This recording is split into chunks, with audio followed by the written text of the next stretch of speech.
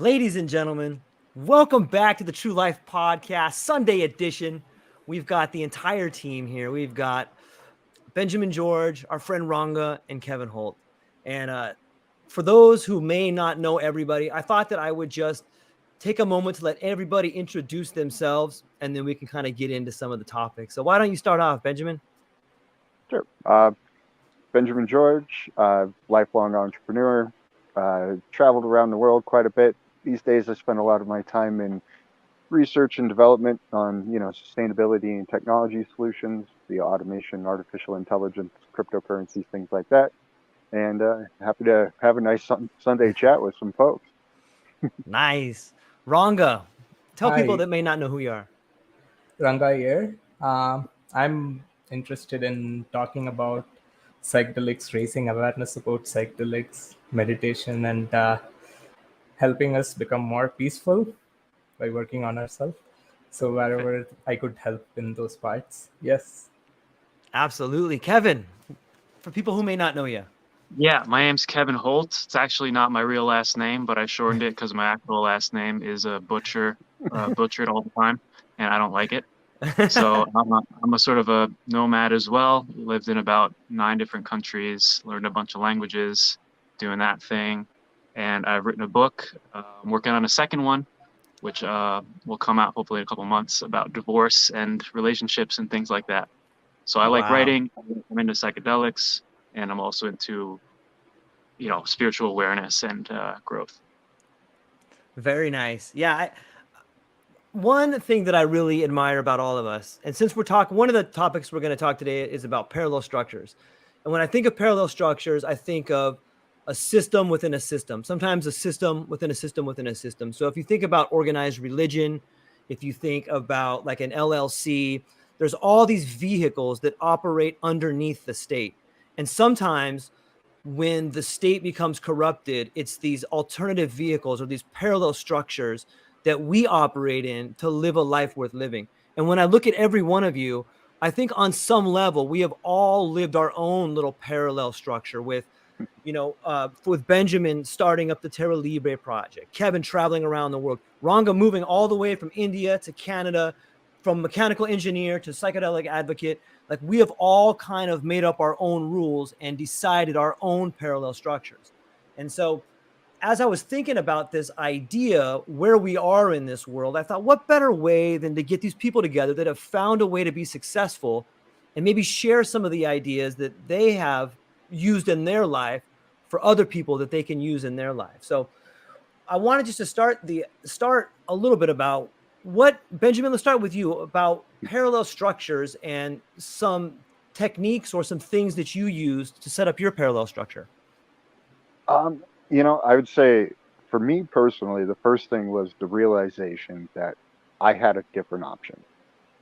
I could make a different choice. Yes, that choice was going to, quote unquote, cost me. It would take me out of the rat race, so to speak. I wouldn't be keeping up with the Joneses for sure. But all of a sudden, I woke up and realized that, hey, there is a different option. I can go off and have a grand adventure. I can go off on my own hero's journey. And in order to realize that, there's some practical things that have to happen. Passports, visas, languages. Kevin, you talked about, your multiple languages. I've had a lot of experience in my travels and learning languages too. And, so you have to take into the account all of these different iterative pieces of information, and then you have to make a choice. And you're going to define your own parallel structure within that choice. And it'll be entirely as fluid as you want it to be, or it'll be as rigid as you make it. At least that was my initial foray into the whole world of, oh, well, everything I was taught was bullcrap, so maybe I should find a different path.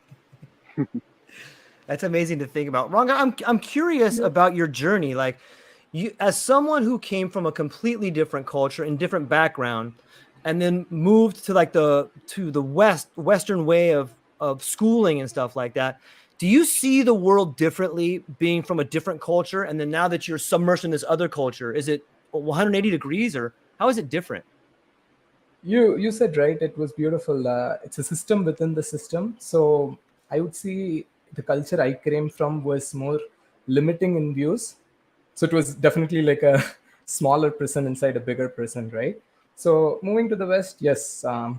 Immediately when the prison size becomes bigger, I mean thought-wise, right? It is freeing. You had the small room to navigate with respect to how you're perceiving the world, and now that wall is broken. You're in a bigger wall. You have not realized it yet because you're still exploring. So that newer side of consciousness, you're exploring the freedom, the liberation, and being able to talk freely, right? Have more open-ended conversations. Yeah, pretty much things like that. So that was the first thing that was I was able to practically notice and also integrate and see. I could be freer in communicating. Yeah. Yeah, it seems sometimes the cultural barriers we come from, they follow us. I know when I came from California to Hawaii, it's such a melting pot over here of so many different Asian cultures. And, I really learned a lot about my limiting beliefs and my little blinders that I had on about how I thought the world should be and how it kind of exploded when, I was just put in contact with different people and understandings. Kevin, you've traveled like all over the world, and for those that don't know, Kevin has done something amazing. He has got this thing down where he can pretty much move to any country and be successful. He's gone from Japan to Bali, over to New York and stuff. But how do you see, are there different structures and different parallel structures in different parts of the world, Kevin? Is there systems within systems in different countries as well? Yeah, for sure. This is happening everywhere. And once you take that leap that Ben was talking about, and we don't want to downplay the first initial leap because it is kind of scary when you start doing it. And I saw an interesting interview of some woman, I think she's an astrologer or something like that.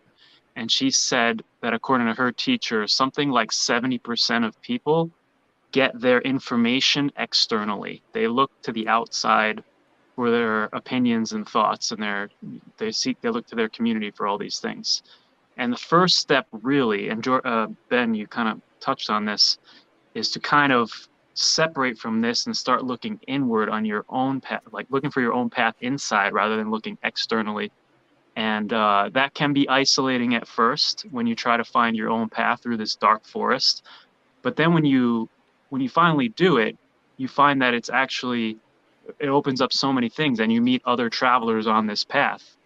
And we're doing it right now in this context. We're the five, well, there's a fifth person now, but the four of us together, we're doing it now. Like this is us finding our people on this path. And when you travel to other countries, you see the same thing happening to a greater or lesser degree, depending on the culture that you're in and how conformist it is. So I think it was harder to find those people in Japan, but when I did find them, they were almost more extremely differentiated from society because they had that much more to break through to get onto that path. So harder to find, but yeah, they're definitely out there. Nice. Paul, can you hear us, buddy? Are you over there? Yeah. Nice, man. Thanks for chiming in. Next on the line, we don't have Paul's picture up, but we've got him on audio. And for those, Paul Apau is the not only a great friend of mine, but he's the owner-operator of Maui Queen Bee Company. He recently co-authored a paper on colony collapse at the Kanzawa University. And welcome to the show, Paul. Thanks for showing up, buddy. Hey, thanks for having me. Yeah, absolutely. So we were just getting into the idea, Paul, of different cultures and systems within systems. And one thing that, for those that don't know, Paul is not only is he the owner-operator of the Maui Queen Farm, but he raises queen bees. And him and I recently had a discussion about colony collapse.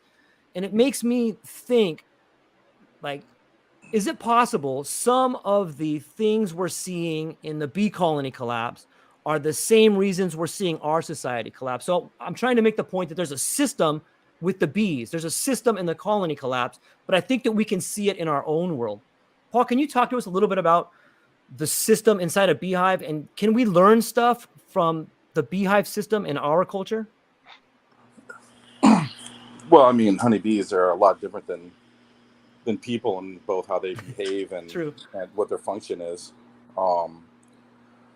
But you know, what's happening with honeybees is, you know, the result of outside influences. You know, I think what people are doing is the result of ourselves.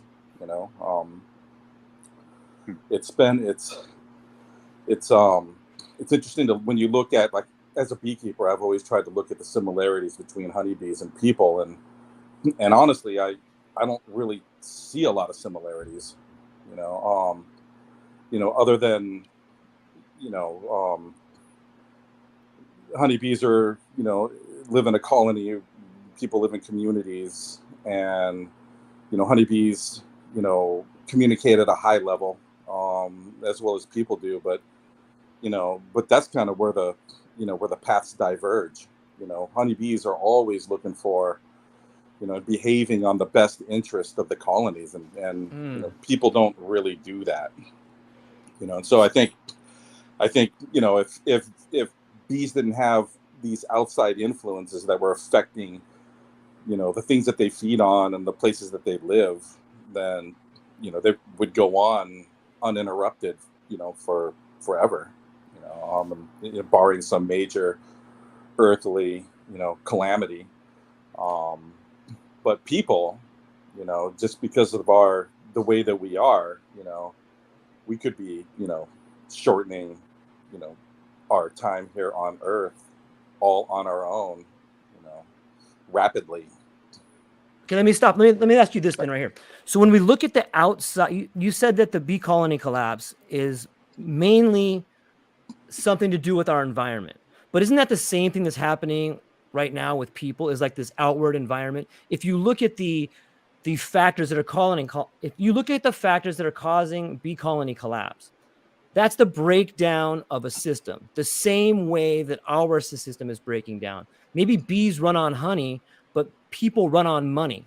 I make it rhyme every time right there. But, it seems to me that with limited resources, or the degradation of the environment, be it a social environment, or be it, just a degradation of the bees environment, might that be something that we can see breaking down in the system? Aren't those two things kind of similar, like a system within a system? Yeah, but it's happening to all types of things. I mean, almost everything on planet Earth is being affected by this. It's not just honeybees. This is true. So I mean, when I look at honeybees, like I said, I look at them and I think, if people weren't here, messing things up, then they would just continue to go on uninterrupted. It's people that have moved things like the varroa mite, around the world. It's people that have been largely responsible for bloodborne diseases that affect, honeybees, around the world. Bees are pretty resilient in that, they've always adapted to their, specific locations of, to, weather extremes and to, predators and everything else. It's been when people got involved in managing honeybees, if we can actually call it managing, is when, things started going terribly wrong for honeybees. Okay, Benjamin, let me ask you this. Do you think that it's people managing other people that causes the decay of society? And then I'm going to ask everybody else that one. So if you guys are on deck, be ready. Benjamin, what do you think? Well, yeah, the notion that people should be ruled is something that we don't really get to explore at a personal level. We're born into it, and we're forced to accept it at varying different levels depending on what country and what location you are in the world. So whenever you have somebody who's managing somebody else, their self-interest, I mean, this is game theory, right? Their self-interest is going to outweigh, as long as it doesn't destroy the system entirely, like i.e. they get fired or something like that, their self-interest will always take precedent over, whatever system they're supposed to be supporting. And then you have things like bad actors and stuff like that really kind of add, turn it into a conflagration. And, you know, we've seen that replete throughout history. Uh, in the bee regard, you know, I don't know if you all are familiar. There was an experiment done with rats where they basically created an opulent environment for rats where they weren't having to forage for their food. It was all just provided for them. There was an overabundance of everything. And they observed that their society, all of a sudden, like rats just developed these wild behaviors. Some of them would be obsessed with pruning and preening themselves all day long. Some of them would be completely lackadaisical. Some would be highly motivated to gather resources. So they actually developed similar kind of pathologies to humans when there was an overabundance of resources. And I wonder what would happen if an overabundance of resources in like a hive situation, because that's usually not the case. Like they're always, you know, there's always the next effort that needs to happen. But if you could create that artificial environment, would bees behave the same way? Is our behavior some sort of mechanistic function of abundance or lack thereof? Yeah, that's a good question. Paul, what did you hear that, Paul? Yeah, that's a good question. What do you think? Well, What if good? So bees have what's known as a swarm, tendency. Some bees, depending on where they, are located on Earth, will swarm more or less than others. And usually, swarming begins in the spring when resources are abundantly available, nectar and pollen, and they have, they're directing the queen to, lay a lot of eggs, and the hive begins to explode in population, and then, the thing about honeybees is I don't know if you could ever test that, because they're going to want to go somewhere else. They're going to want to. They're like, we're feeling so good about ourselves. There should be two of us, and so what they'll do is they'll take the old queen and start feeding her less, and then they'll make new queen cells, and then they'll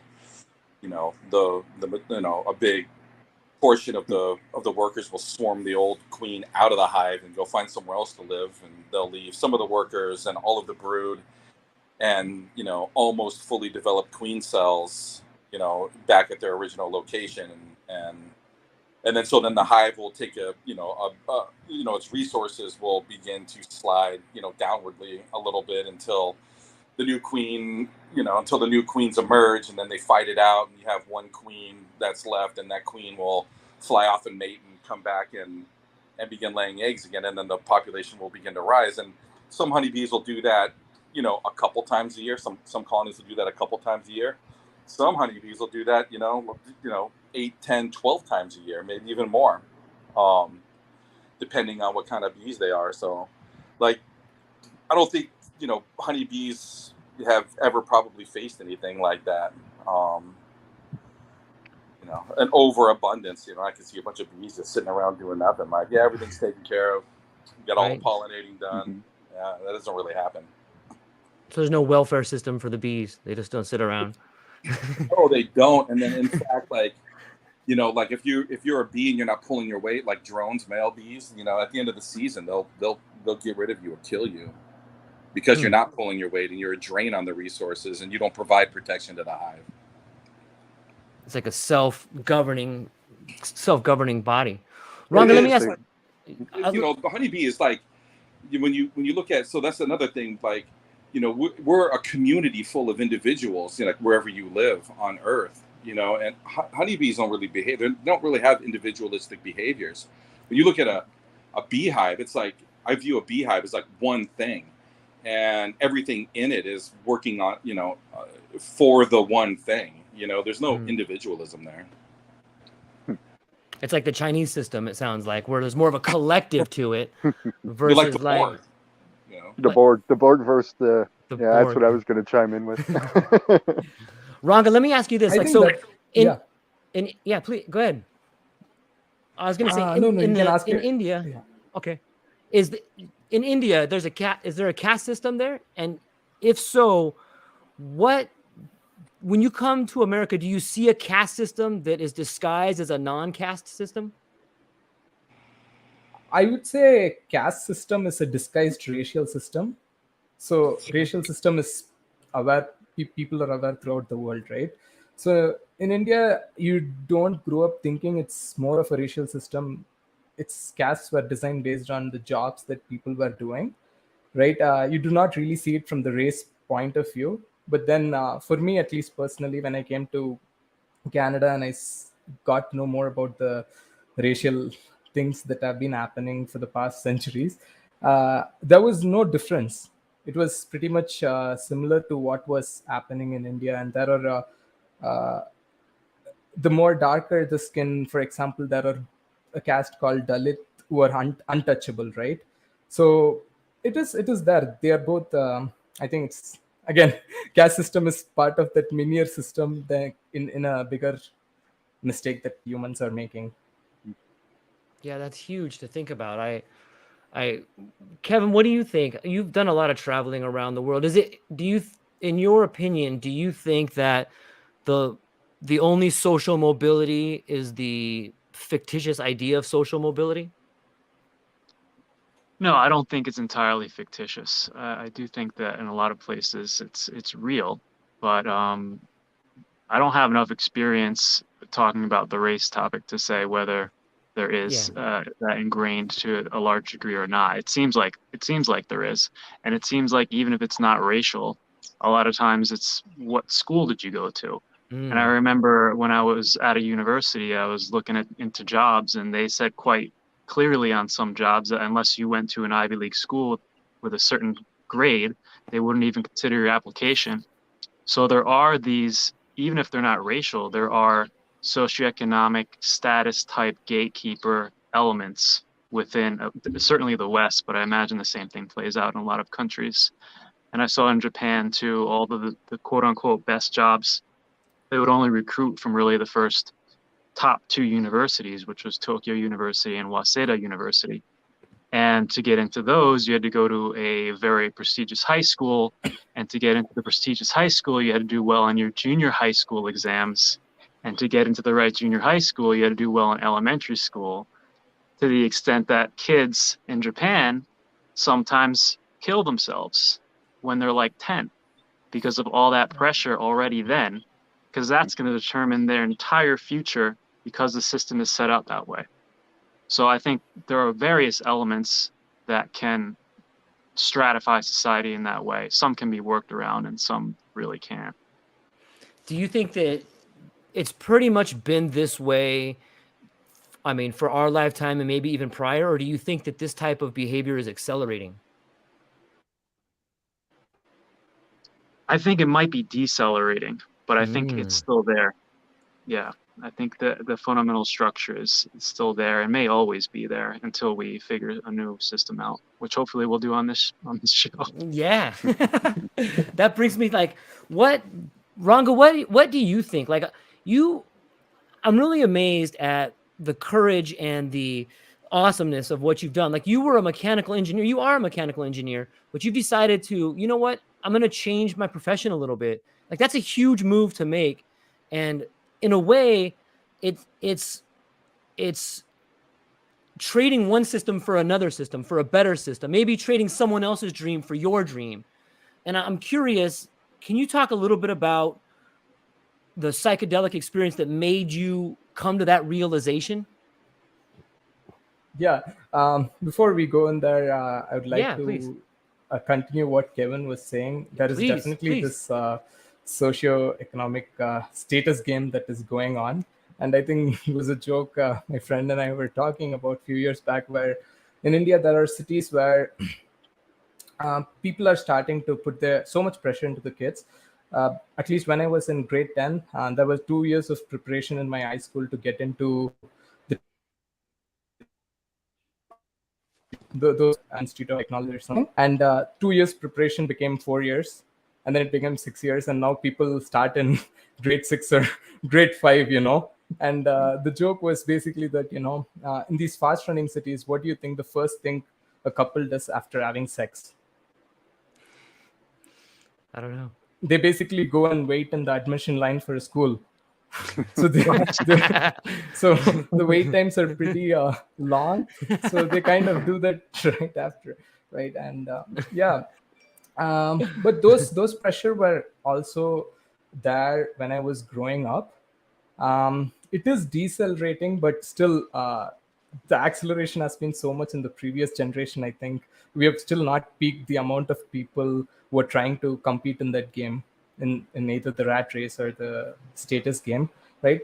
It is decelerating based on how much unhappiness it is being led to, right? So I think over the course of maybe the next generation or a couple, there'll be a downfall in that rate, I hope. Um, with respect to my thing, yeah. So growing up in India, they give you these concepts to survive on. So it helps you survive, keep surviving. Until for me, that surviving was not happiness. It's still like barely holding on to the last piece of boat when it's dragging in the sea, right?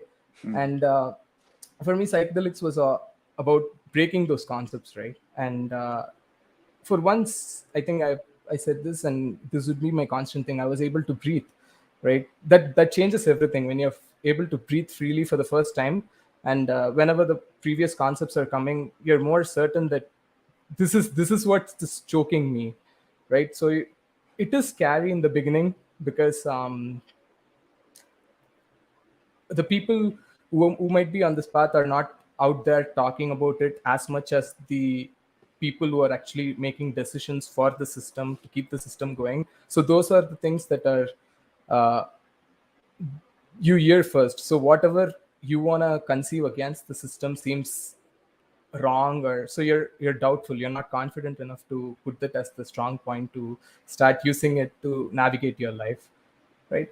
That's there for the first few months or a year, where yeah, I know that this is not what I want to do, but should I just drop it off immediately?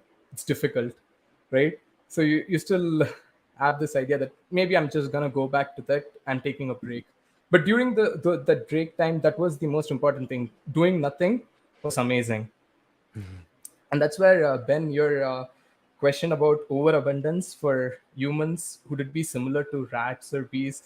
I think it might be a little different based on the way self-awareness works in humans. For example, bees or rats, they kind of, I believe, are born into the roles. As Paul was saying, there is no individuality, they work as a collective one being.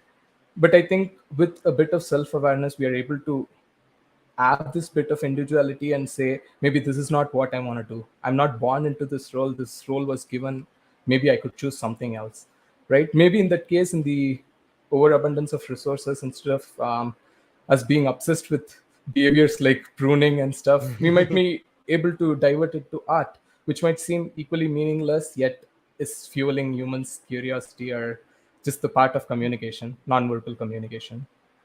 Yeah. Yeah.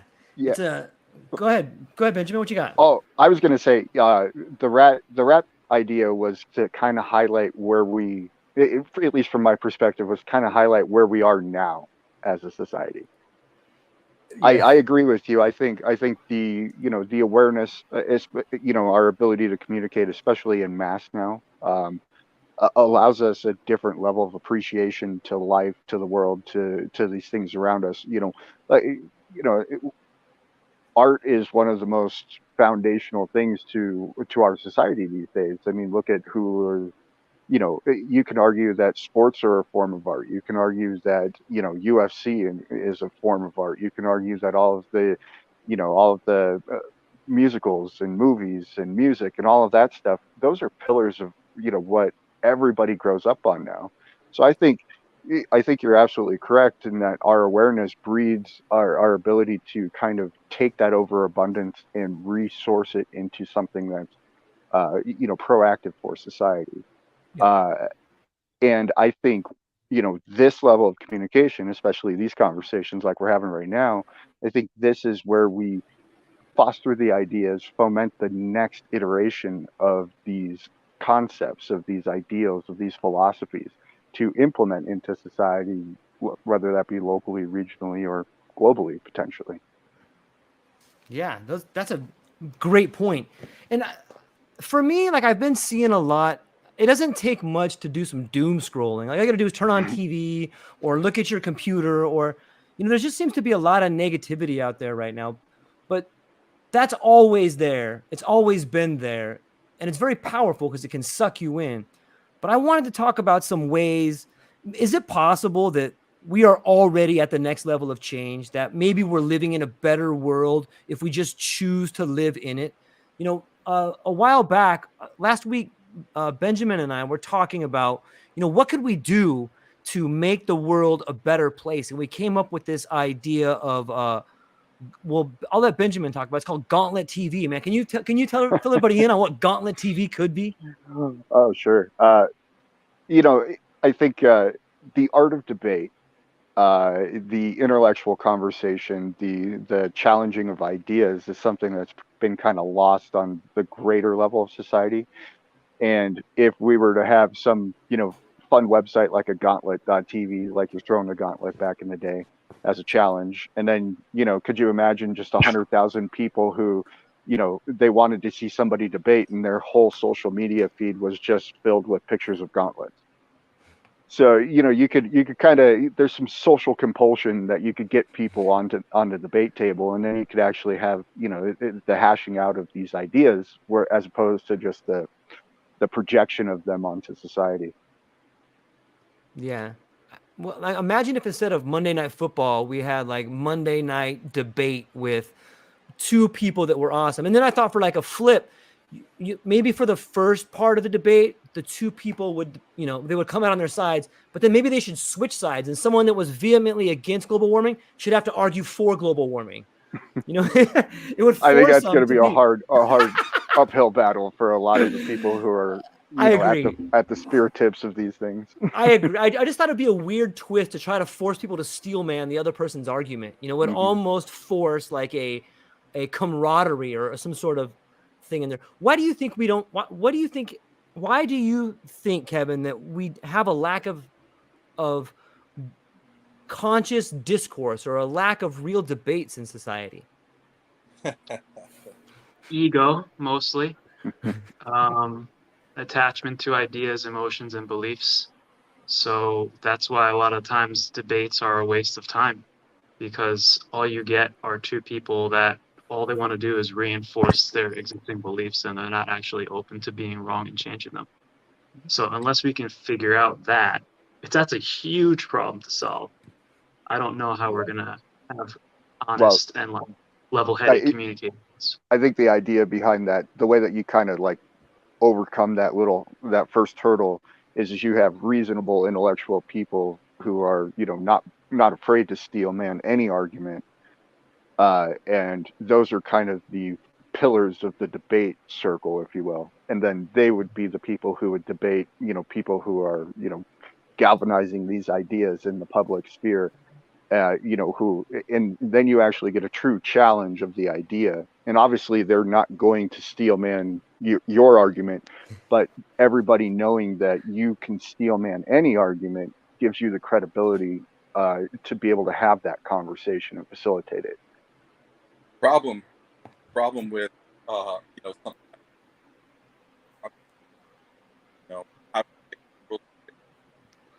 we're losing you, Paul. Okay, it's kind of patchy. Try again. The problem with that idea, as like a form of entertainment, is that most people who understand how to debate, the rules of debate, are largely uninteresting to other people. I agree. It was just a fun idea more than anything. But surely, Paul, there's a way to make it work. How do we do it, Paul? Come on. Well, I mean, the first thing is like what we've talked about with, here is that, like, when I was in high school, we had a debate club, but those were largely filled with people that were uninteresting, and sometimes those people were ridiculed in high school. I have to admit, I was one of the ones when the ridiculed. But what I learned as I got older and actually learned how to debate and learned what, the higher and the lower forms of communication are, that, man, I was really primitive way back then, and so I think we began by teaching people, especially our kids in school, and how to properly communicate and how to, how to not deflect, and point fingers and, and all these other different things that, there's a pretty large segment of our society here in America that just loves to, deflect off on other things and accept no responsibility for their words or their actions or any of that stuff. And so we have to go back to, like teaching. It was like, George, you and I talked about this before. It was like, people who got a classical education actually learned this stuff. And, and in public school that I went to, and I know George went to, I don't know about the rest of you guys, but it wasn't really, it wasn't like high on the priority list of teaching kids, how they should behave and what to expect as, what people expect of them as adults. And yeah, one of those is teaching kids how to properly communicate. I think that's a big thing, because when you turn on, like, for instance, I'll read certain articles. I'll read articles from certain, publications, or I'll listen to the news from, certain broadcast companies, and they are constantly, using all of the lowest forms of communication to babble rouse. And most people don't understand what's happening to them. They just get all emotional about it. They just heard a bunch of sense that doesn't make sense to anybody who understands debate and communication, but they heard it and, and got all emotional about it. And so I think once we teach people how to, identify, some of these lower forms of communication. When I say lower form, like ad hominem attacks, red herring, straw man arguments, uniscientific arguments, there's a whole list of them, but once you learn to identify those things, then you start to figure out, to me, like, who's being more truthful and, who's lying through their teeth. Well, and I would say, we're actually participating in it right now, but society is learning that for itself at this point. I mean, look at the podcasting atmosphere, how it blew up, how many views these things get. Joe Rogan's getting more views than any major news station could ever dream to hope to get, right? And so now there is kind of this resurgence of these types of conversations, of this type of dichotomy happening. And I think, where the attention is going is kind of indicative of what people are feeling and desiring, and want from the information sources that they subscribe to. Yeah, I would agree. Ranga, what do you think about the problem with debate right now? I think the other people have mentioned it beautifully. It's not being receptive to what the other person is saying, right? The goal of the debate right now is to win. That's all. So the win is going to be amazing. There is not going to be any progress with that, right? So it's not just being quiet for the 1 hour of the other person while they're debating, but also listening to them, right? Not being occupied with how am I gonna reply to this sentence? Oh, I got a great point for this, right? So rather than just be receptive of all the things, and when you start talking, right, it's the words start flowing through you. You don't need to prepare unless, of course, you want to win, because naturally debates are something which has to come from our fundamental ideas, which should be honest. So I feel like no preparation should go into it. Like, this is what, if you wake me up at 2 a.m. and I'm in any mood, you ask me something, this is what I'm going to think about, right? And I feel like those kind of prerequisite to a debate would be interesting.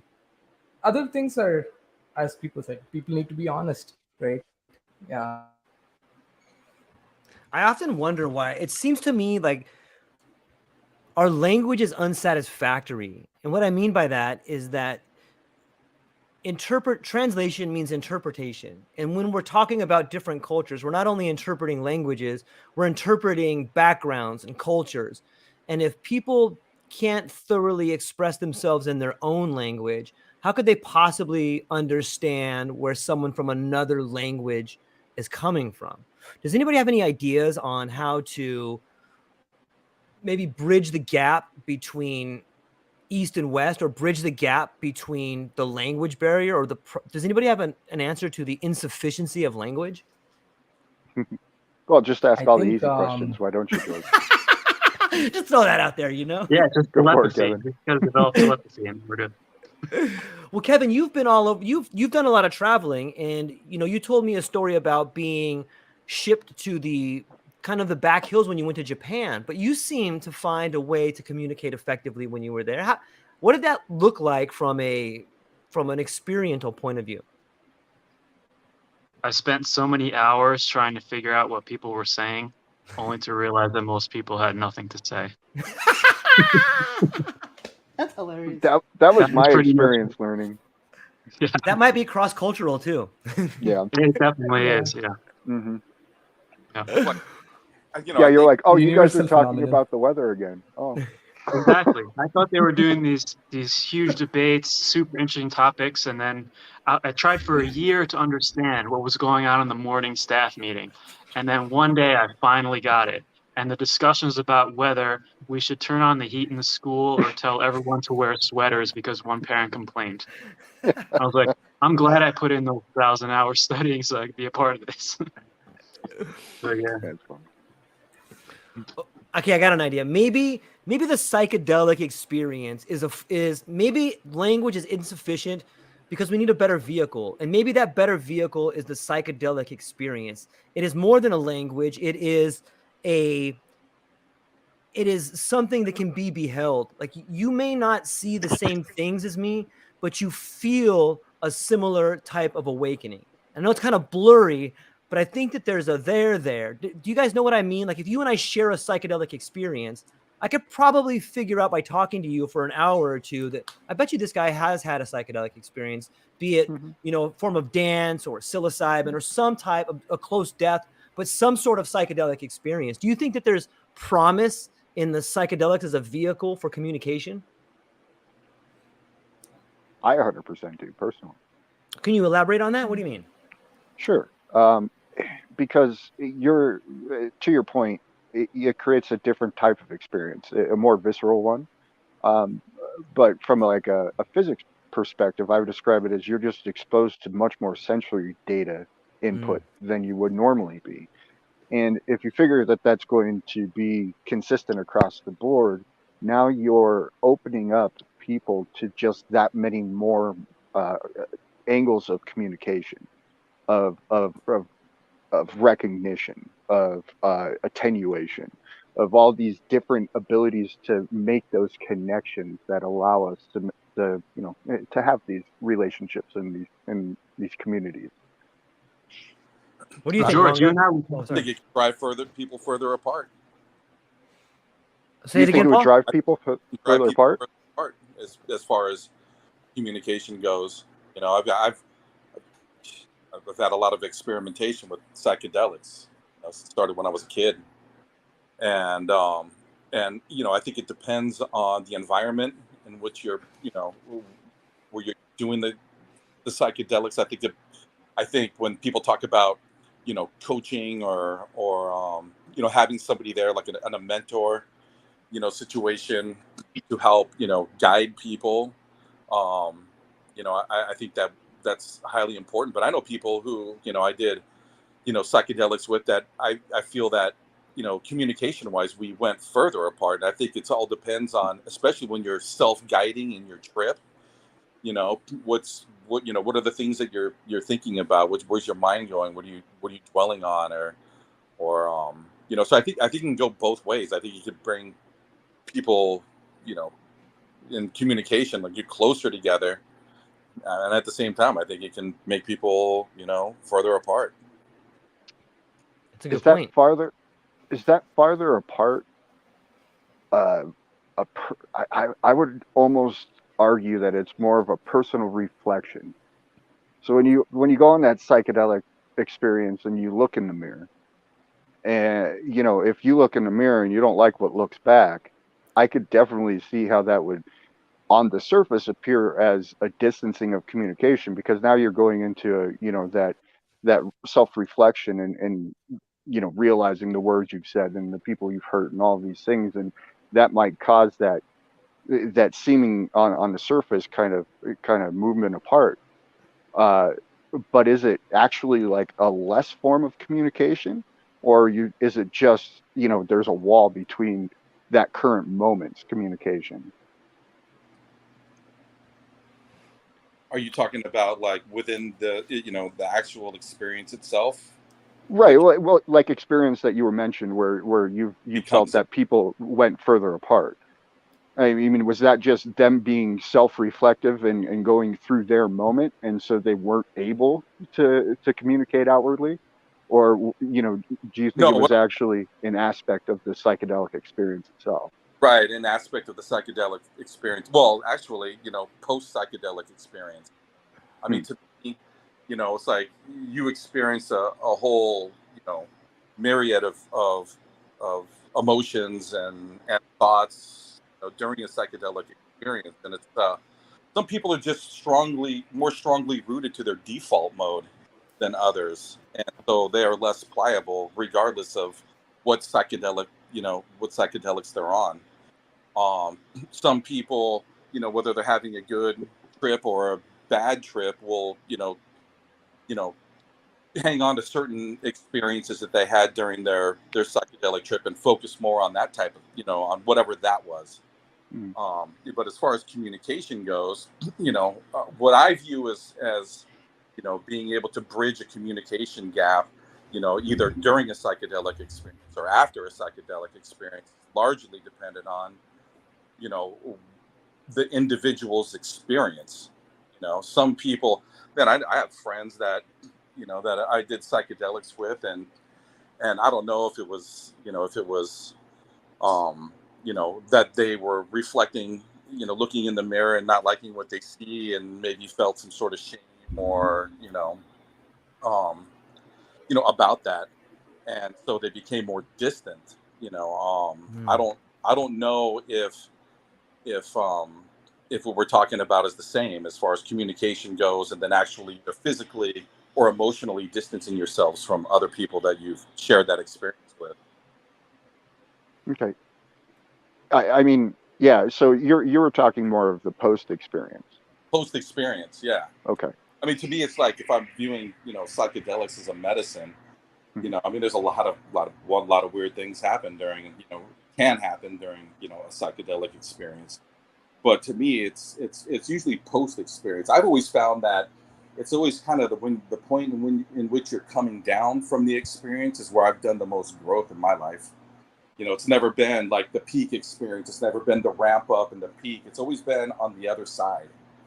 It's always been like, the quiet times, the majority of the, if it was the fun or the real, like, in what people would call as an enlightening phase of the psychedelic experience is over, is where I found that most of my thinking and most of my, change to my default mode occurred has been at the end of the experience. And then post experience is where, to me, that's where those thoughts and those changes that I made, begin to show up. I wonder, is there a general consensus that even though you will experience a difficult time in a trip, is the general consensus that you're glad that you had the experience? I think it's going to be highly dependent on the person. I've seen some people who've had some really bad trips. Yeah, true. It's true. Yeah. It's true. I mean, if you come into that thing as a very highly broken individual, there is a fair chance that you leave even more fractured if you're not able to put those pieces back together. Yeah. How does that play out in the world of psychedelics today? I mean, like, there's a lot of people that need help, and if they are, I think this is a pretty big gap in the world of psychedelics. There are people that are broken, and if psychedelics are freely available, which they kind of are right now anyway, what's to stop someone from taking them and maybe flipping out and doing something crazy? Not a thing, man. Yeah, not a thing. But on the flip side of that, I think if they're broken enough, with respect to psychedelics, I think there is a wall or a barrier that stop them from people. It's just, I personally, when I see the world, it's more so they can be driven to other drugs, but when there is something inherent with psychedelics which kind of, I think if you do not want to take it, you don't take it, right? I think that inner mechanism, a defense mechanism, kind of acts as the barrier, so it doesn't matter if it's publicly available or not. I think, yeah. And then at the same time, you look at all of the festival drug use, recreational drug use for things like that. And I would say that there's quite a few people who get thrust upon a path without even knowing that they were going to go down the path, which goes back to set and setting, right? And also, having that shaman, that mentor, that guide. If you're really serious about the journey, I don't think you're going to come out of it with negative experiences. However, I don't think everybody's serious about the journey when they partake in it. Yeah, that's true. I 100% agree. I feel like the term psychedelic, even though might be given to the drug, it doesn't become a psychedelic, at least based on how we use the term. It doesn't become a psychedelic if the set and setting are not proper. It just becomes another drug that gets you high. So for me, psychedelic, the first time I learned the meaning of the word, I think I read somewhere psych means mind and delic means opening or expanding, right? So if none of those mind expanding thing is going on, it's not a psychedelic. So it's just another drug, right? It's based on the situation. It's going to become not a psychedelic. So, yeah. Yeah, that's a good point. Kevin, you're pretty quiet over there. What are you thinking about? I just agree with what's being said. Nothing really add on top of that. It's all about set and setting. Yeah, I've had some situations where, have you ever heard the saying, the best trips are the worst, or the worst trips are the best trips? Like, and I realize it takes a strong mind to do so, but sometimes I've been in some pretty deep water where I was scared. I wasn't threatening myself or anything like that, but just some of the thoughts I had about who I am and who I wasn't and who I was never going to be. There's some very deep water there where you don't know who you are. And while that can be scary, ultimately it became very rewarding because, I got good news and bad news. The bad news is I don't know who I am. And the good news is I don't know who I am, And so I think that sometimes, not always, but sometimes the worst trips can be the best trips if you're willing to integrate it afterwards. And that may mean talking to somebody. That may mean keeping a journal. It may mean, going to the library and studying. But I think that if you find yourself in a trip that is really bad, there's some real room to grow right there. Like that's a spot you need work at. And that's why you're stuck there. That's why it's a bad one. It's because you haven't figured it out yet. But if you're willing to see it as something you need to work on, it can become one of the most fulfilling experiences for you. Have you guys ever felt something like that? Yeah, I think it's a matter of degree. I mean, as Benjamin was saying before, there are people who have certain predispositions to perhaps psychotic break. And if they're in the wrong setting, that is going to tip them over the edge. And I don't know if there's any way you can argue that that's a good trip. But I myself have had very many unpleasant trips, which I would then say is good. For example, ayahuasca. I don't think I really enjoyed any of my ayahuasca experiences. Like they were all painful, uncomfortable, but I felt great when it was over. But during it, I thought, this is terrible. I want it to end. But they were all good. So yeah, I do think it's a matter of degree. Do you see that as like, I've done a little bit of reading like on some of, I think it may have been the Hopi tribe, but I'm not 100% sure. They have like the ordeal. So you're not really taking a hallucinogen, but maybe you're ingesting a substance that makes you feel like you're going to die. And you feel so horrible, but then you don't die. And it's like, oh my God, I'm not going to die, Or sometimes they'll have these things where like they dance until they almost pass out or until they do pass out. But it's this ordeal. It gives you the same sort of experience as a psychedelic trip. And it's psychedelic in its own way. Like you feel like you're going to die. And then when you don't die, you're so thankful that you have a new lease on life. Would you say that maybe some of your ayahuasca was more of an ordeal or? Yeah, that's definitely happened a few times, especially with the sweat lodge, where I Mm. did feel like it was an ordeal and that I might not live. You know, And then yeah, you come out with. Go ahead. For people who may not have heard that story, would you mind sharing it again? So yeah, with ayahuasca, there's a lot of it going around now. I guess it's becoming more and more popular in the last years. So in my opinion, they're not right and wrong, but there are two ways that people go about it. And for me, the complete experience involves the sweat lodge, what they call the Temazcal, which is a man-made sauna of some bendy wood that's covered with blankets, and then it's dug into the earth, and there's a little pit in the earth, and it's very small. You basically have to crawl into it. It's not tall enough to stand in.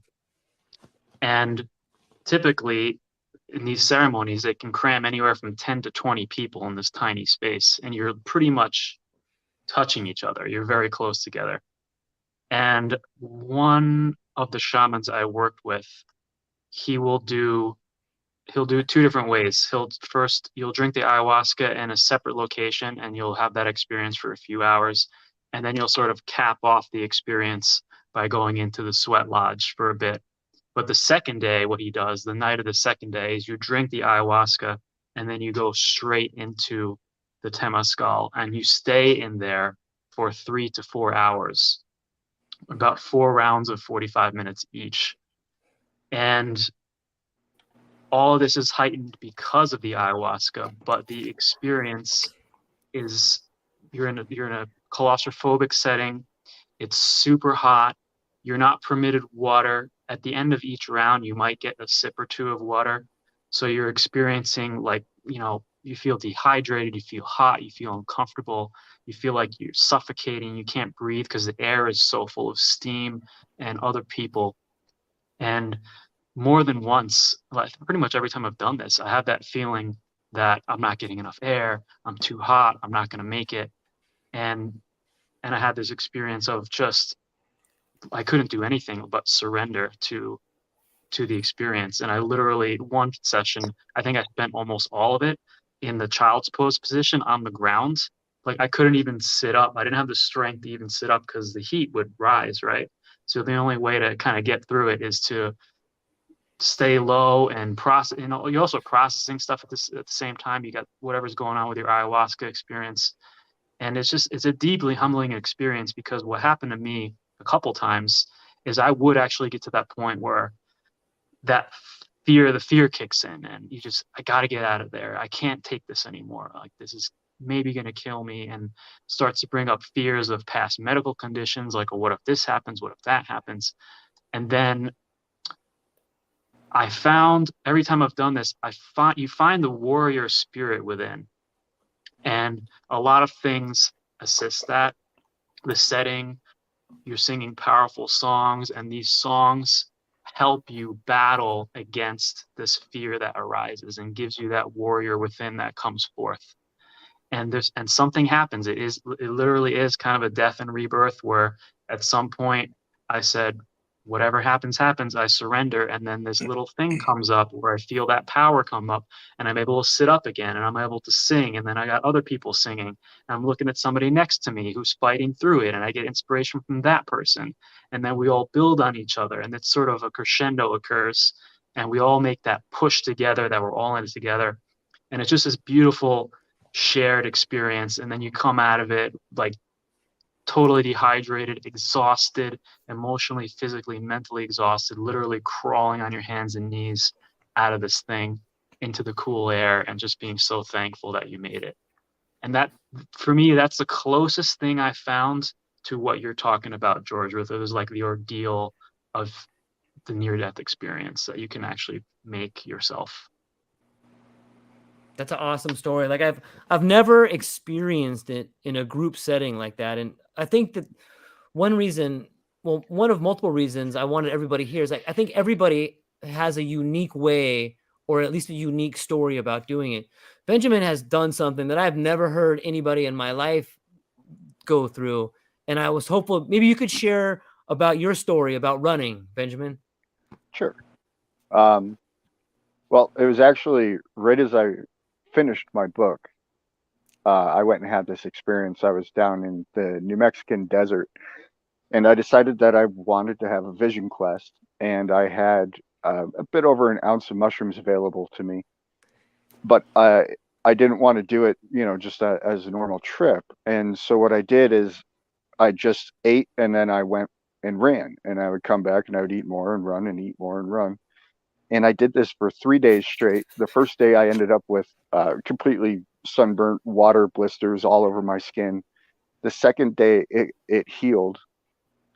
And I actually haven't been sunburnt since doing this. I can sit out in the midday sun. I go run in the midday sun every day, and I don't catch a burn anymore, which is fascinating. And I first was turned on to that from Paul Stamets. But so I discovered a different way to have a very physical experience, and I ended up running like about on average about 30 miles a day. And then I picked up ultra running since then, just as kind of a hobby, and it's fun. And but I've also now repeated this experience with some other people, some guinea pigs, and they've had similar experiences. I've had people who 50 years old running up a mountain type idea. So Yeah, it's That's fascinating awesome. to think about. Yeah, I'm coming with you one day. I don't know when, but I'm coming with you one day. And Definitely We'll make not it doing happen. that. yeah, we should all do it together. I'm definitely not doing that. Yeah, I'm not doing that. Not doing that. Paul, It was the most wonderful, liberating experience of my life. If that helps. what No, was no, it like? yeah. What? So when you're running, like it seems to me like, when I think of a trip, I think of seeing some closed eye visuals or even open eye visuals and some deep thoughts. What goes through your mind when you're exercising at a high level, like say around mile 15? Like, what are you thinking about, or what's going through your mind? It was a very, very wild experience, because all of a sudden, my ability to breathe, my ability to intake oxygen was just completely altered. My thoughts were going a million miles a minute, even faster than sitting, in a dark room, because I was moving forward. And so as I was moving forward, I was actually singing half the time after it really got going good, just because I had that much energy as I was running up and down hills and all around the desert. And it was one of those things where it was transformative, just in, my perception of what the human body was, my human body, and what it was capable of. And it was everything that a heroic trip would be, but it was just at a very heightened pace, and it was glorious at the end of the day. On some level, I think it may be possible to eat an ounce of mushrooms and run 30 miles without ever leaving your bed. You know what I mean? Well, there's something to be said about that for sure. I think I'd I've be not down tried for it the yet. trip. Yeah, right. That would be amazing. What it makes me think about is that there's so many ways of changing our reality or utilizing a psychedelic substance that we haven't even thought about yet. And I bet if we looked back at literature, I bet if we looked back at some of the indigenous tribes, we would find different ways, be it a sweat lodge or be it an ordeal or be it running. Or Paul, what say you about the native Hawaiians and ordeals and rituals? Well, they've been blown apart in the last 150 years.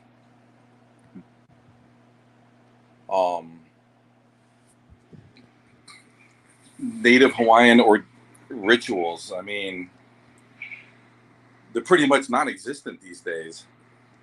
I mean, the culture, the Hawaiian culture. Well, I mean, I'm not going to want to say that. I mean, it exists here and there, but the thing with Hawaiian native rituals is that there's hula, and there's there's chanting, and then then there's food, but none of those things were written down. Hawaiians didn't have a written language, and those things were shared. And during when the missionaries came here, they put a big acts right down the middle of the sharing of rituals and culture and language and all the rest of that stuff. There's been a resurgence, but I don't know if you're asking me how it pertains to like a hallucinogenic experience. But what about like, are there some ceremonies with kava? Kava is like a slightly psychoactive ingredient, isn't it? yeah, for sure, yeah. But when we had a kava ceremony when my daughter passed away, and they use it at baby luau's and then of course when people pass, and it's more of like a ritual. It's more like a religious thing. But the kava, the Hawaiians call ava, is it's really not something that's practiced a lot anymore in Hawaiian society. There's Hawaiians have kind of moved on. It's been my experience that they've moved on from ava, and have gone towards other things like crystal meth. Quite a jump. Yeah, it's a heck of a jump. But but as far as like Hawaiians,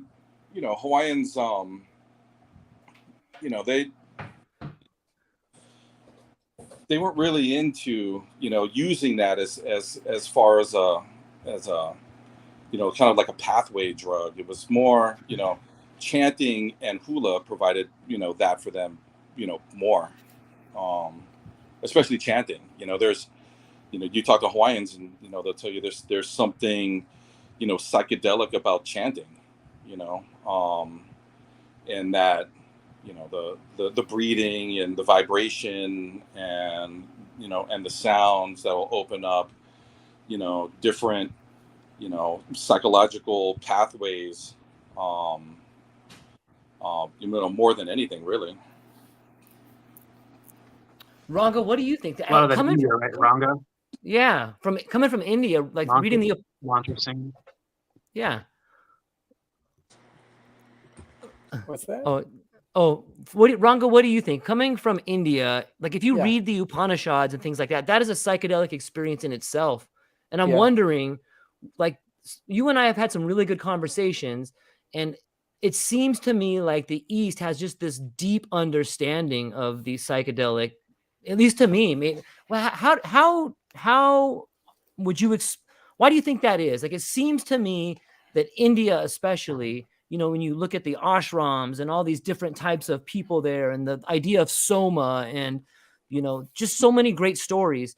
What say you about the psychedelic experience in India? I think psychedelic experiences are found throughout the world. Yeah. I think we are existing in this phase where you can see abundance of knowledge present in India. Maybe I'm not sure what we perceive, but more on the knowledge side, there seems to be a lot of knowledge, not actual practice. Because if that was the case, I don't think I would be in Canada, right? And it's just that we are in the time phase to witness knowledge being there, practice being kind of spread to different parts of the world, different same substances with different connotations, different meanings, re-explored. And yeah. What about the yoga tradition in Kevin? You might be able to answer this one too. You do a lot of breath work, and I think you're familiar with some of the yoga traditions.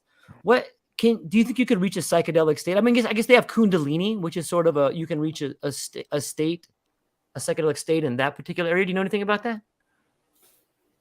I'm not familiar with Kundalini. I've tried it. It's not my cup of tea, but you can for sure access states like that because they do work with the breath a lot.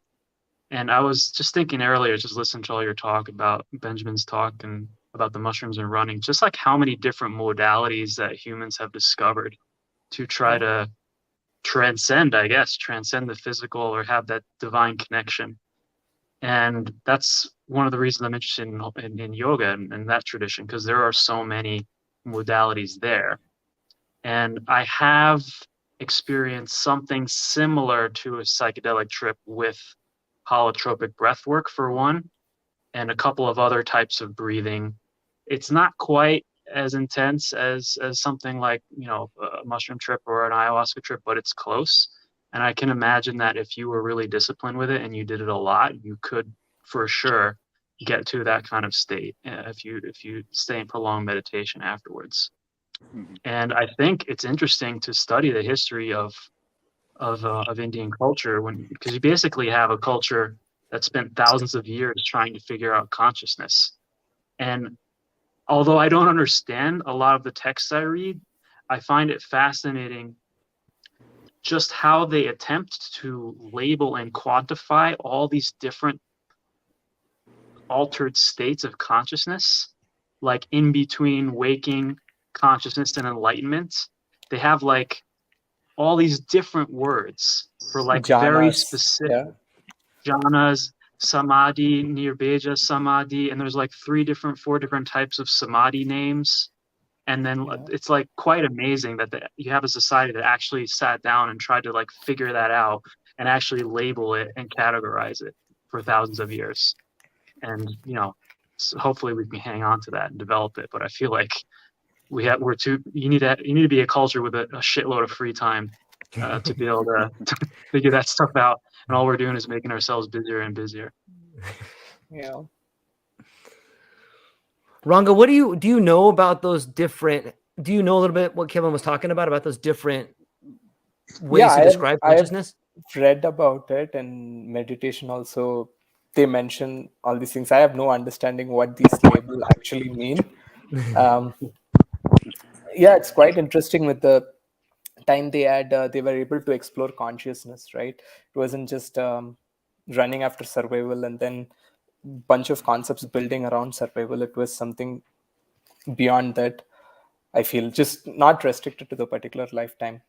But yeah, coming back to those terms, I have no idea of what's happening in those terms. Yeah. What do you think that there's a certain type of goal? Like, do you think that there's a certain type of thing that happens to everybody when they take psychedelics? Like, is it a way to help us evolve? I don't know if everybody's familiar with Terence McKenna's stoned ape theory. Yeah. Are you familiar with that? Yeah. I pretty much kind of see it that way, because for me, after psychedelics, I was able to realize knowledge was nothing more than paying attention. So if one is able to be there without having thoughts, just with the process, I think there's something magical that's happening, which we will never be able to comprehend, yet that's happening, right? I read these 2-3 things in the last 2-3 days. It was interesting how the Nobel Prize winner who designed PCR test, he said he couldn't have designed it without LSD. And there are bands that have formed. We weren't that much into music, and we had this psychedelic experiences, and then we just thought our life should be in music, and it just happened, and they're going to become bigger bands. And all of this originates, I feel like the whole idea of creativity happens when we don't try to go after something and to let it be. I think psychedelics it puts the brake on your thought. It puts the brake on wherever you're rushing, and like, it's just there. Why are you not seeing it, right? Like, I think the magic is happening throughout everywhere, right? It's just energy, and it's just transferring, and that's, for me, is magic. We are not able to perceive it in our ordinary sense. As we are busy, we are not able to perceive it. So all these techniques or psychedelic drugs would be to get us to stop and see for what it is. I just had a ridiculous thought. Why stop at the stoned ape theory? Why don't we have stoned dolphins? Let's get some dolphins high and see if they can play chess. Well, they get high voluntarily. They go suck on pufferfish. Yeah. I think they already, like, the neural pathways work. Say what? They're maybe predisposed to this experiment then. Yeah. I think it was John Lilly who said you have to take copious amounts of ketamine to talk to the dolphins. Copious amounts. What a wonderful measure. Yeah. Have you guys? I've read a little bit of John Lilly, but not a whole lot. But he's done some interesting stuff where he goes into like, the isolation tanks and does huge doses of ketamine. I think he also did a lot of ketamine and swam with dolphins and thought he could communicate to them. I think he did work for the Navy, to be honest with you. Have you guys heard about that? Yeah, I heard about that. What can you? Yeah, what was he doing there, Benjamin? I think a lot of that's still redacted, actually. So who knows exactly what he was doing? But the Navy was very intent on using dolphins for torpedo delivery, for reconnaissance, and they were successful in a number of instances. So I know he was a part of that program. The absolute details I'm not too familiar with, but yeah, I think dolphins go off and get high just in general, and when we're looking at all the ancient cultures, like in Japan, there's a temple where there's a whole bunch of mushrooms erected in stone. There's you touched on the soma. There's the Eleusinian mysteries back in ancient Greece. It's whenever we're looking at ancient history in our past cultures, there seems to, if you look at the right places, there definitely seems to be an aspect of psychedelic use that kind of pushed forward society. I mean, half the world's population on their iPhone wouldn't have it if Steve Jobs didn't take LSD, right? Yeah. That was he came up with, all of those ideas on LSD. And many other CEOs and founders and things like that. Through my just entrepreneurial experience, I've had a lot of personal conversations with people who, like, yeah, we were really struggling, couldn't figure out the solution. We went to Burning Man. And all of a sudden they come up with this magnificent solution, elegant solution to the problem, and they were able to, grow it into a multi-million-dollar company. So yeah. Oh, go ahead. No, go ahead. I think sometimes that for me, psilocybin, I believe it's working on on some level. It is allowing us to communicate with the planet itself. And I know that may seem a little crazy, so let me try to explain. Like, I've taken a lot of mushrooms, and like I always end up noticing more things, especially in my garden. Like, all of a sudden I'm like, wow, it's so weird how that plant always opens up a flower like at that 45-degree angle. And in a weird sort of way, when you begin to notice that stuff, it's almost like its own language. And this may be a stretch, but it kind of seems like that plant's talking to you. I read a book by Jeremy Narby called The Cosmic Serpent. And in that book, he's an anthropologist that goes down and he's spending time with his tribe. And the tribesmen tell them, like, oh yeah, look, we talk to the plants. And the majority of the anthropologists went, these people are crazy, and they left. But he stayed. And he asked them, he says, how is it that you talk to the plants? And the guy's like, oh, that's a great question. Thank you for asking. And so he shows him, he says, I'll show you. So they walk out into the jungle a little bit, and there's this like a white or a green snake with 2 white dots on the back of its head. And he goes, that's a very poisonous snake. If it bites you, there's a good chance you're going to die unless you get the antidote. And he's like, but see this plant over here? And he shows him a plant, and the leaf on the plant looks exactly the same shape as the snake's head, and it has 2 white dots on the side of it. He goes, you see that? That's the plant telling us it's the cure for the snake. And he goes, oh, the plants talk to you. You know what I mean? And so I think on some level, be it just making us more observant, or maybe we take in more information when we can use mushrooms or other types of psychedelics, I believe that it's a different form of communication, and that somewhere along the lines, we've lost that way to communicate with ourselves, with the planet, with our environment. And I believe the psychedelics are a type of resurgent for that. It also gets me thinking about other animals. Like, when I recently saw this thing on squids or cuttlefish, one of the two. And, when they communicate, they change colors, they change textures, and their whole body is communicating. And in a way, we do that as humans, but we don't really pick up on it. Like, have you ever talked to a girl and all of a sudden you see her blush? Like, oh, this girl must think I'm cute or something like that. Or, maybe you blush, or maybe you get goosebumps. The same way the octopus or the cuttlefish, they use their skin to communicate to the other cuttlefish. Like, that's something our language doesn't really have, but we as humans have it. Like, our texture changes, our color changes, but we tend, only the most skilled among us really factor that in when we're communicating. Maybe that could be a way to help us communicate more effectively and efficiently, or maybe that could be worked into language. Maybe there's a way to put texture in a language, maybe there's a way to use some sort of,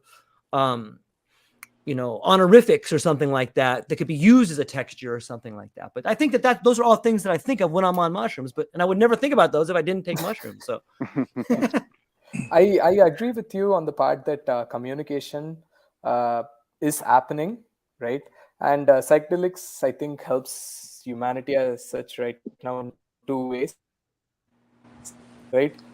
If external communication is, am I cutting? Is it okay now? Better now. You're okay now. Yeah. Okay. Yeah. So I think when it's trying to improve our external communication, that drives the progress.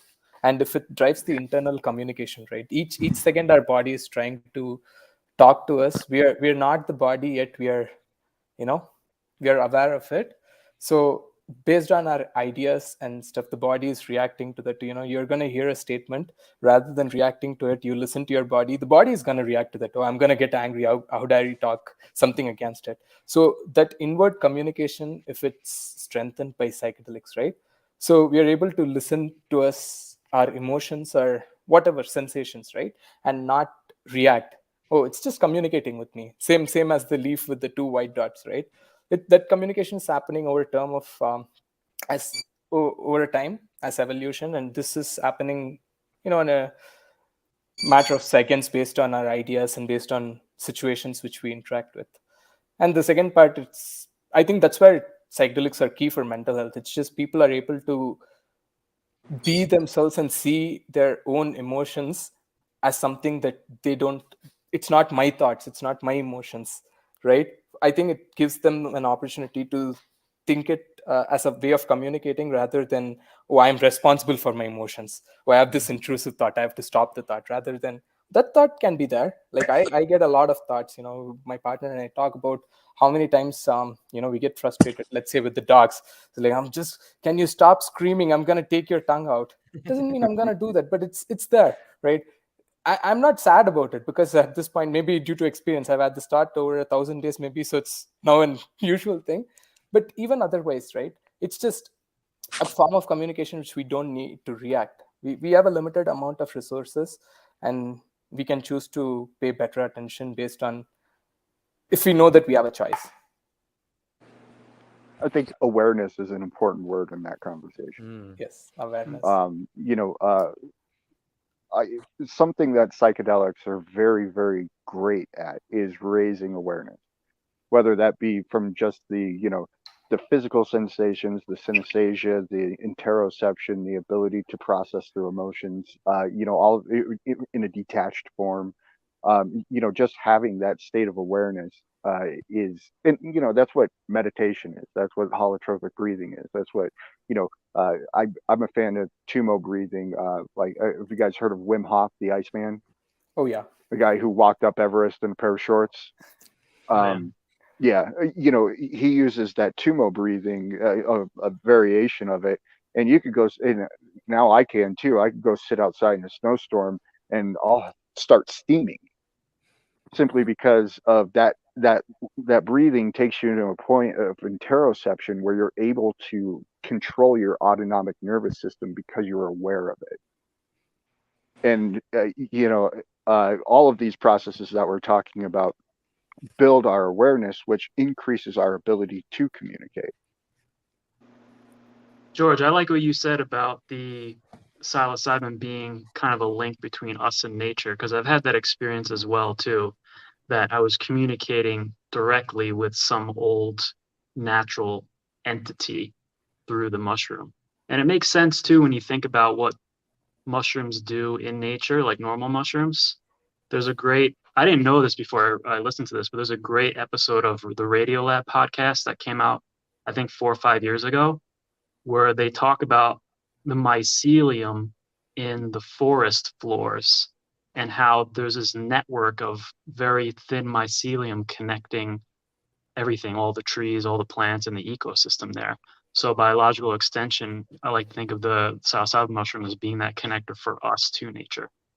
I agree a lot, and it's even more so than just the connections. They actually transfer resources from And individual information. fauna. Yeah. So they'll Yeah. actually take, they'll transfer resources, and they communicate. They've actually recorded the frequencies of these things too, Yeah. these big mycelial networks. And so they have communication channels, and then they also have resource sharing channels. So they'll take something that the maple tree is producing in abundance and put it to the bush and transfer it through that mycelial network because the bush needs it to thrive.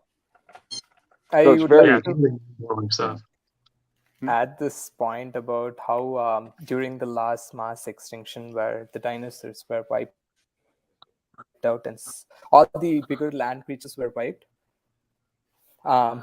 mushrooms were they survived because of their underground nature, and in some sense mushrooms are seen as the mother of the current um, chain of evolution, let's say, right? So that way they kind of show you everything they act as. And now we're trying to discover so many mushrooms being able to let's say digest plastics, or just pretty much replace all the things that we thought could not be replaced. We had to have non-organic substances.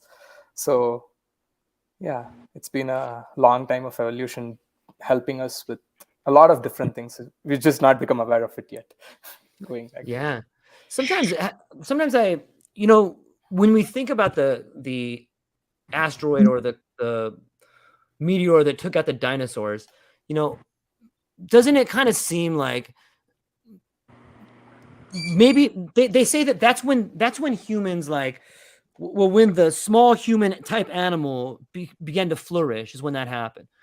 But it's not too far of a stretch to think that spores, if you listen to Francis Crick or if you look at panspermia, it's not too much of a stretch to think that maybe those spores came from space and it came on the meteorite. And all of a sudden, that kind of dovetails with Terence McKenna's idea of stoned ape theory. Here comes this asteroid, boom, kills out the dinosaurs. But now these spores are on the earth. It's almost like the mushroom is the alien. Maybe it's taken over the human. You know what I mean? Like, I want to address this book right here. There's a great book called The Genius Plague, and it's by David Walton.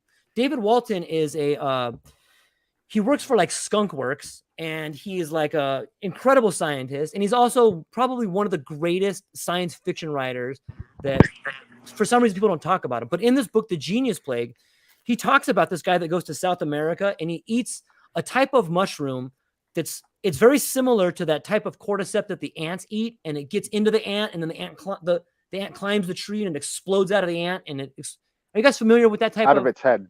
out of its Yeah. head? Okay. Okay. So in this book, he says that mushrooms, and he's kind of alluding to magic mushrooms, that they are like it's like a symbiosis. So when you ingest them, they become part of you the same way, and then they begin to grow in you. And he gives this idea, and it's a science fiction book, but he goes through like all this neurochemistry about how it helps heal the brain. And like, he just goes super in depth, like you would expect an engineer from Skunk Works to go in depth. Makes me start thinking like, dude, what does this guy know? But anyways, I wanted to bring up the book. I hope you guys all get a chance to read it. It's called The Genius Plague. And I don't want to spoil the ending for anybody who might read it, but it's well worth your while. So on that point, it's really interesting. We have a whole fungal system inside our body that's typically pretty malnourished. In fact, our whole nervous system is fungal based, right? I didn't know that. Yeah. So we're a combination of all these things that have been on this planet for quite a while, and we have pieces from parasites that have been incorporated into our DNA. We have chunks from viruses that infected the populace from certain periods of time. All these things have kind of made an interplay into who we are as a human, but we have a fungal system as well. And that fungal system, so one of the things that it does that I just found out about this about a year ago, Brett Weinstein talks briefly about it, but there's this thing called ionophores. And ionophores are what carry electrical charge between the cell and the rest of the body. The only two things that grow ionophores in the human body are fungus and bacteria. And so we have specific parts of our fungal system that grow these ionophoric systems in our body that create greater energy transfer between our cells and all the surrounding tissues, and all the in all the surrounding cells. So there's a lot to be said from just the biochemistry perspective of, our relationship to mushrooms.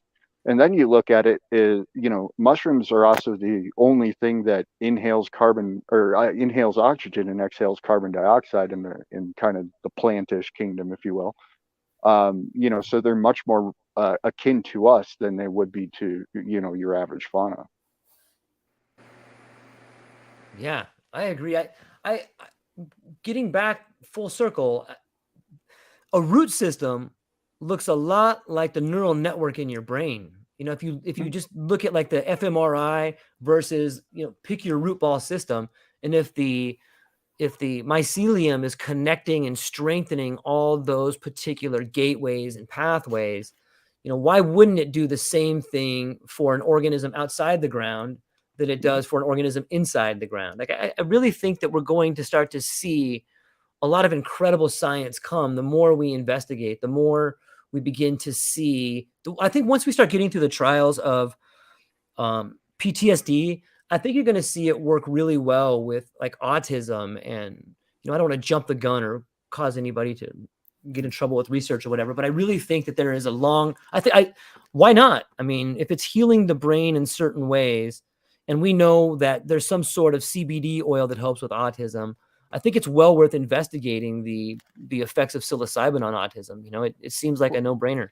Well, sure. I mean, you're getting neurogenesis whenever you're ingesting psilocybin. So, that alone is enough to try to explore for, use it as an exploration tool, as an experiment for any sort of neurological disorder or disease or what have you.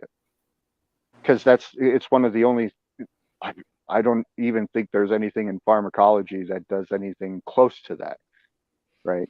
Yeah. So, it's the only substance that we're aware of that promotes this type of neurogenesis. I would think too, like I've been experimenting with I'm big on supplements, and I'm big on experimenting. And of course I try to be as responsible as I can, but I think there's something to be said for taking like a growth hormone along with psilocybin. I think it's like a steroid for the continued growth of neurogenesis. Like if you are secreting HGH, and on top of that creating new neural pathways, like whenever I take psilocybin now, I'll take like 20 milligrams of like MK677, which is a SARM, and I can, in my opinion, listen, I'm not a scientist, and maybe people shouldn't do this, whatever, but I mean, I have found with my journal and my subjective ideas that it works amazing. Well, that's kind of, if you look at how HGH is, when it kicks off in the body, it's usually when you're doing like heavy lifting or highly intense workouts, type things like that. So from my experience perspective, I concur. Yeah.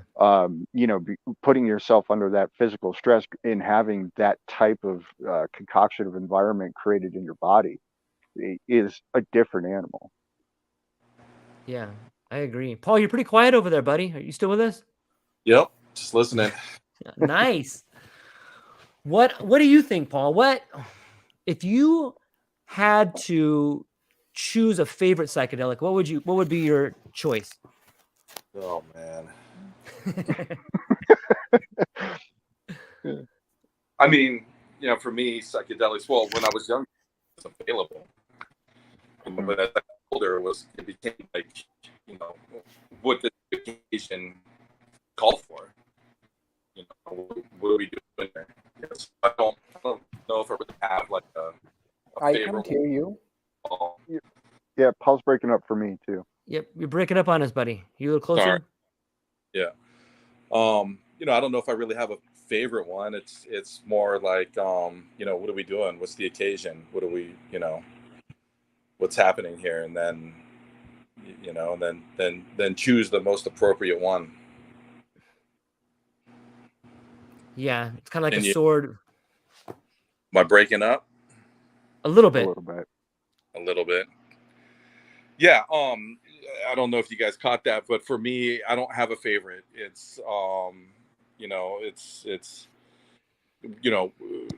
what are we doing? Am I going to be by myself? Am I going to be with other people? Are we, what's the purpose here? So then, you pick the most appropriate one.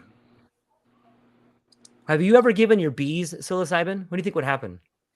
No, I've never given bees psilocybin. It's interesting though. I mean, Hmm. I've taken psilocybin, honey, but That's the never. popular thing in Costa Rica. All of a sudden, right at the right time of the year, you'll see everybody with these little tubs of honey and a whole bunch of mushrooms marinating. Yeah. But no, I've never given them. I've given honeybees, clethodim and imidacloprid and all kinds of nasty stuff, but I've never given them psychedelics. I think we should. I think we should document that. I bet you it would be. I bet you we could learn something. They did that with spiders, didn't they, back in the day? They did. Yeah. I don't. What do you remember? What the results of that were? If I recall, it was the weed one it was pretty similar to a normal web, and the LSD one had a whole lot of intricacies, and it was still a pretty functional web.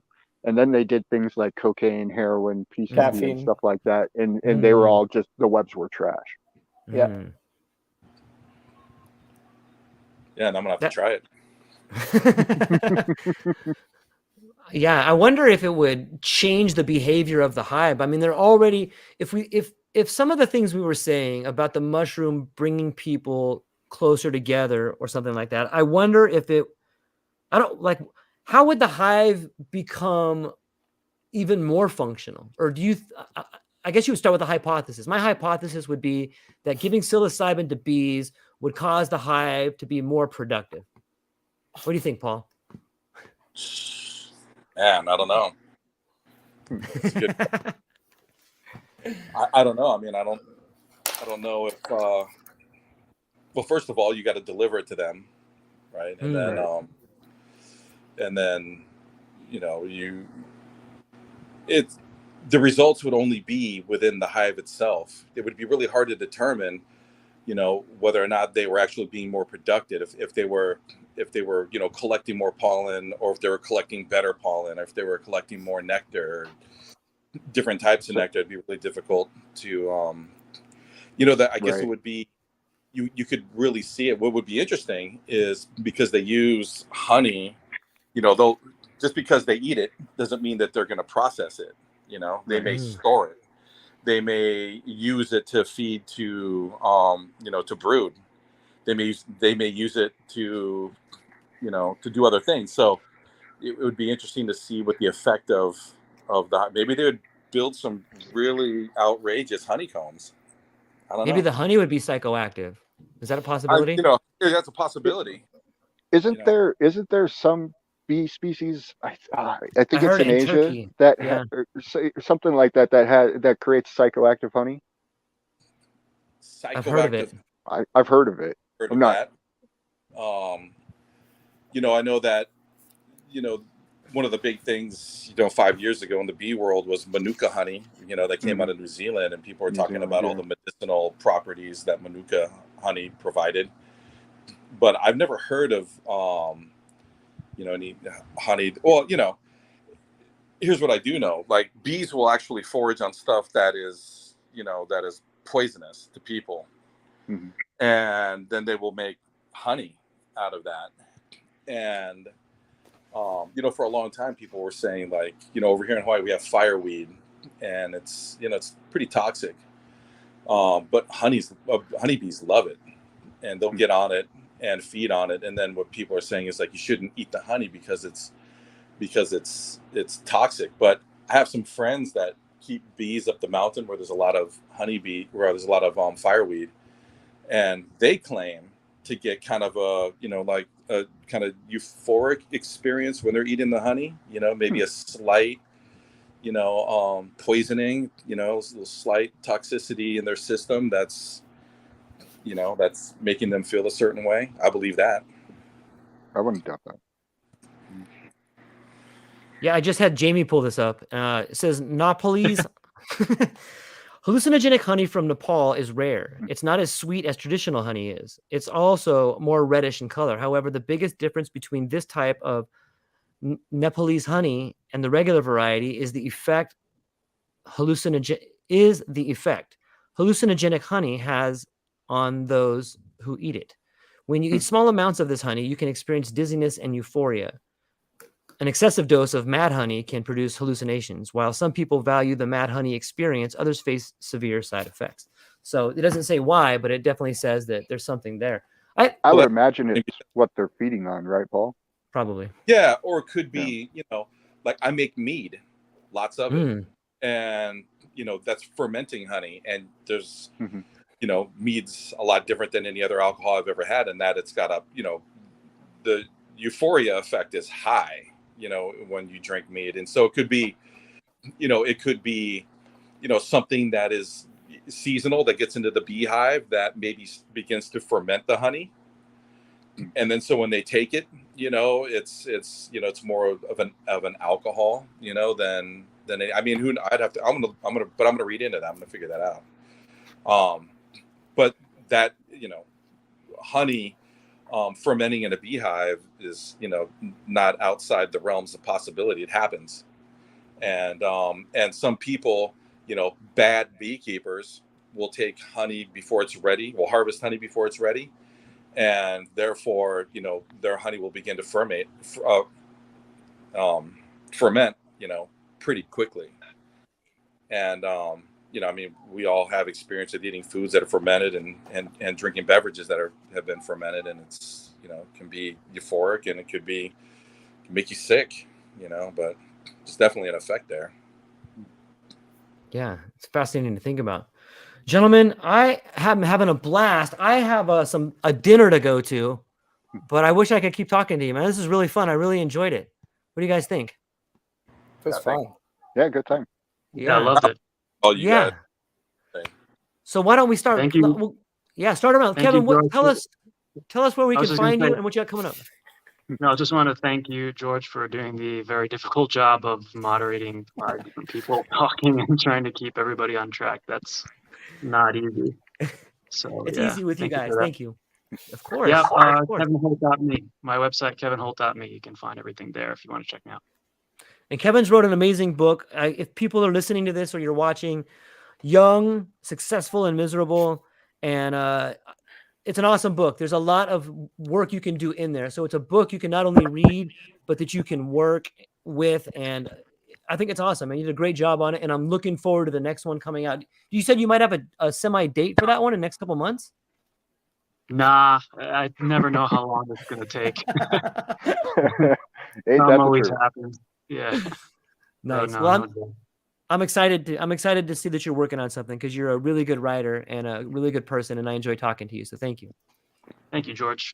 Absolutely. Benjamin, what do you got going on, buddy? Where can people find you? What's on deck for you? And BenjaminCGeorge.com is the home for all my projects and efforts.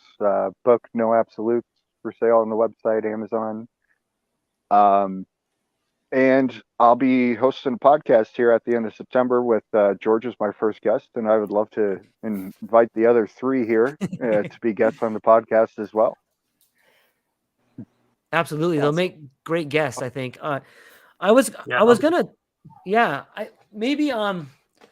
Benjamin's got some awesome ideas about the Terra Libre project. I wanted to get into it, but I ended up going over a little bit of time, and I don't think a short amount of time would do it justice. But I don't know. You want to talk about it? What do you think? I'll give the 10,000 foot. Yeah, please do. Please do. Essentially, it's a lifelong passion project. Well, 15-year long passion project. The idea is to merge sustainability and technology to solve societal level problems that we're currently facing. Paul, you've got a friend that does. I just thought about this right now. Who's your friend that is working on alternative energy? The guy that had the radio show? My friend Josh. Yeah. Josh. We should get Josh. I'll send you Benjamin's stuff and you can send it to Josh. I think he'd be a good fit for that. But Benjamin and I have talked a little bit about it, and it's kind of one direction I wanted to go in when we talk about parallel structures. It's about building a system where each individual helps with, but doesn't necessarily take profits from the other individual. And like I said, it's how else would you flesh that out? Is that a good way to describe it? Well, I mean, so it's a very complex model because it's a communal model. So the idea would be that it's a network system where the individual is the ultimate product, and the idea behind that is each individual would have it removes all of the barriers of entry into the market for, like starting an LLC, getting a website, getting all of this stuff, and it just allows people to focus on the arts, the goods, the services that they're going to offer. That network system is incorporated into a corporate structure so it can compete in the marketplace of the world. And then there's some it's a much larger conversation, but the idea is that you have a meritocracy combined with a democracy, because you have a one vote, one person system with the crypto network background. And then it's kind of all embroiled into a corporate structure to compete in the wider marketplace of the world, which doesn't mean anything, but in a longer conversation, it does start to make a little sense. Yeah. I'd need acid for that one. Well, I think that if you could see some of the maps as far as imagery, and you could read the business plan, it would make much more sense. I should have had some of that stuff ready, and then I could have made it a better. Well, next Sunday I should have a whole slew of infographics and stuff, and I can send out at least a little write up. Yeah, that would be awesome. Ranga, man, I love talking to you, man, and I really admire the insight that is totally different than mine, man. And you always have like a super awesome joke. I got a guest right here, guys. Griggs 420, good friend of mine. He is I'm gonna have him on the show. This guy, he's probably one of my favorite artists in Hawaii. Griggs, if you're listening to this, maybe post. I don't know if you can post a picture in the chat, Griggs, but if you can, try. So Griggs is one of us. He's definitely big on the psychedelic scene, and he takes it to a whole nother level. He's been taking a lot of underwater pictures, and if you've ever seen a picture of a wave, imagine it magnified. And he has like a set of pictures that when you look in the wave, you can see faces in the wave, and not just faces that you imagine, but like up close and faces that look like they're smiling back at you. The picture is psychedelic in itself because it's like the wave is smiling back at you. I'll send you guys all a picture of it, but super awesome guy and one of the best artists, I think, in Hawaii. I'm going to have him on here, and he'd be a great person for your podcast as well. But what's up, Griggs? I love you, buddy. So Ranga, what else? What do you got going on right now? What are you excited about, and where can people find you? People can find me on LinkedIn, Rangarajan. So it's easier to reach me there. I haven't found what ways I'm going to contribute in psychedelics. I think, as I said last time, right now I'm just taking it easy, jolly, and going to set up a podcast. As the last podcast kind of gave me the motivation to, have my things. There are so many things we can talk about, issues, and I feel like it's just putting your voice out there for someone who might need it at that point. So I feel like I've had that during my phase of questioning, being scary, the initial scary phase, right? I don't know which path you're going to go. Are you going to create your own path, or is it safer to walk? And at that time, you could hear someone say that, yeah, do not worry, as scary as it can be, you can question anything. So that's the idea behind the podcast, and trying to start with cultural and tradition related problems that's originating from India, because as much as culture and tradition seems brighter on the outside, when it goes to the individual level, I don't think it is as beautiful as it is. It becomes more compulsive. At least that's my experience and experience of my friends who have tried to get away from it, right? What's the point you want to get away? Because it's compulsive, right? So the how do we overcome that compulsion, rather truly enjoy what we are doing? And I think culture can be only perceived from outside. When a person is doing, I don't think he or she should be focused on culture or tradition. But I think culture or tradition is the thing that is honored, and people are doing it to follow it. So this chicken or egg thing, which comes first? So we got to break that and say, do it, and whatever you're doing might be perceived as culture from the outside. Yeah, like I love talking to you. Our last conversation was really good. I think that I think in the first day we had like 360 views on the YouTube channel, and people really responded to the things you were saying, and I think you're going to help a lot of people. I'm glad you made the choice that you did, Ranga, because it was the right choice, and I can see you're passionate about it. Like, and for everybody out there that's questioning what's right and wrong for them, dude, I would point you towards Ranga and listen to what he says, because he lays it out perfect. Like, you have to do, even if people around you think maybe you're doing the wrong thing, that's not a reason for you to not do it. It's the courage to do what you know you have to do to make you be successful. And I know that's the path you're on, man. Quite honestly, it's pretty inspiring. So thank you for doing it, man. I'm looking forward to seeing what you got coming up. Paula Apau, where can people find you? What are you up to? And what are you excited about? Man, it's like everybody else here has got, like, websites and writing books, LinkedIn, and starting podcasts, or you really can't find me. You're sending queens all over the world, my friend. I think that you are doing some pretty big things. No, but you really can't find me. And the people that I sell queens to, I've been doing it for a long time. And to be honest, I started selling queens because I put one post on the classified section of the B Source forum, and then I've never anything since then. That's awesome. It is. And what's the going rate for a queen? What's that? What's the going rate for a queen? I'm curious. Between $25 and $30. Huh. Really? Huh. Yeah. Yeah, because there's such high demand. Can you mail them over here? No, I'm just kidding. Yeah, you put them in the mail. That's what we do. UPS, FedEx won't take UPS. Plug for you. Yeah, and I don't really do the social media stuff. Kind of like I don't know, Stephen Hawking's jungle theory. I don't really want to be, I kind of lay low. I farm, so I spend a lot of time on, hundreds of acres, either by myself or with only a handful of other people, and I really enjoy that. It makes me jealous. Yeah, it makes me jealous too. Nice.